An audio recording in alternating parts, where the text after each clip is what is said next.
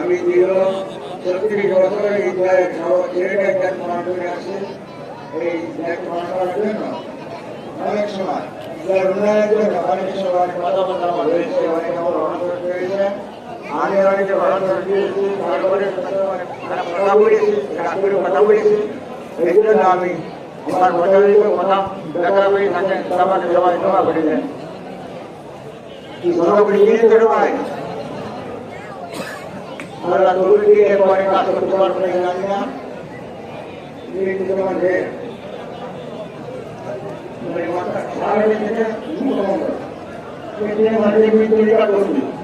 তোমাকে কিছু করা যায় না, তুমি একটু যেতে পারি সবাই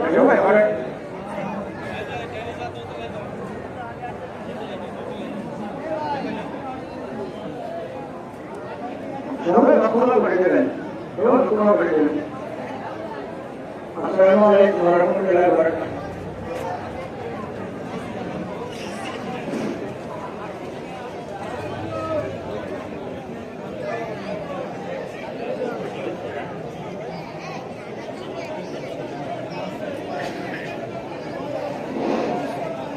এবার আপনাদের সাথে সামান্য কথা বলবেন আমাদের এই ইমাম সাহেব মোহাম্মদ আব্দুল রশিদ, হাফেজ মোহাম্মদ আব্দুল রশিদ।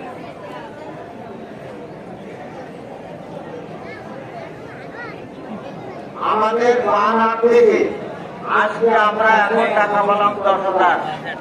সবাই আমরা একটু আলহামদুলিল্লাহ বলি, আলহামদুলিল্লাহ আলহামদুলিল্লাহ।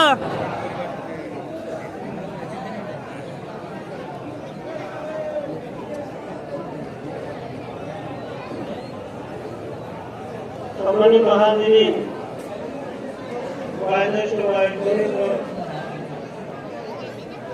মুসলিমদেরকে আমি আন্তরিক সালাম জানাই।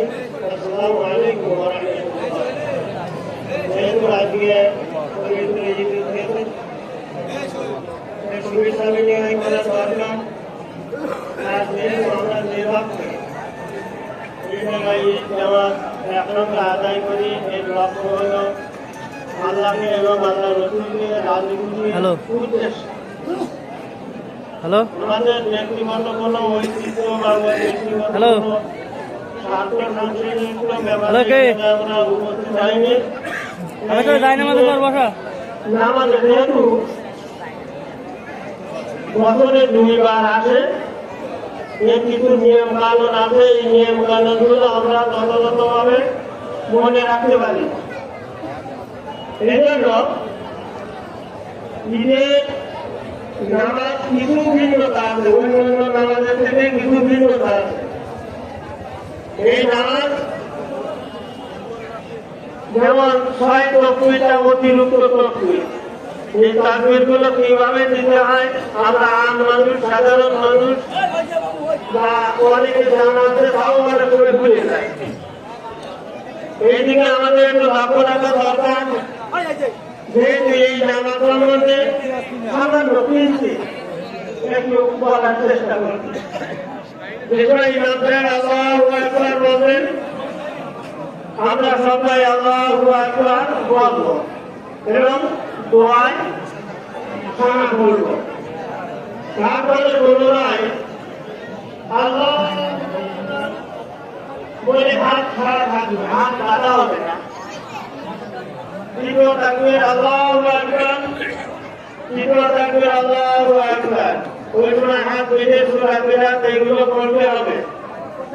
তারপর একবার শেষ হয়ে দ্বিতীয় রাকাতে সূরা ফাতিহা এবং অন্যান্য সূরা তেলাওয়াত করে রুকুতে যাওয়ার আগে আল্লাহু আকবার, আল্লাহু আকবার, আল্লাহু আকবার চতুর্থ তাকবীরে আমরা রুকুতে যাব। এইভাবে নামাজগুলো শেষ করবো। যেহেতু নামাজ হলো আল্লাহ রসুলের বিধান অনুযায়ী যদি না হয় তাহলে আমাদের নামাজ আমরা ভুল প্রমাণিত হবে। যেহেতু এদিক ওদিক তাকানোর দরকার হবে না, এগুলো আমরা একটু জেনে নেওয়ার চেষ্টা করবো। আল্লাহ আমাদের সবাইকে তৌফিক দান করেন। আমিন ওয়া আখিরু দাওয়ানা আলহামদুলিল্লাহি রাব্বিল আলামিন। আসসালামু আলাইকুম ওয়া রাহমাতুল্লাহ। আসসালামু আলাইকুম। এবার এই ঈদগাহে ঈদুল ফিতরের যে সমস্ত ব্যক্তি